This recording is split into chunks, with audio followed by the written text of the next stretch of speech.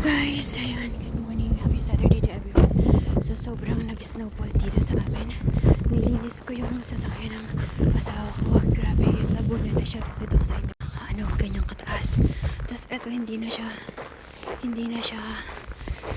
makakahon dito.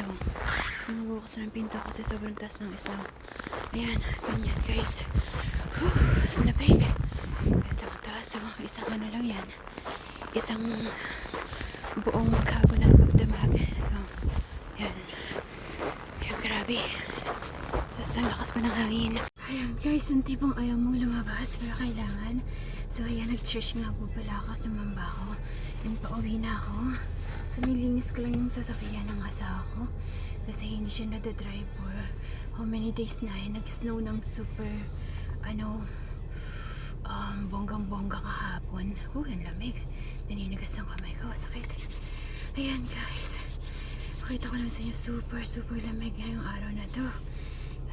Minus 21 lang naman. Pero malakas yung hangin.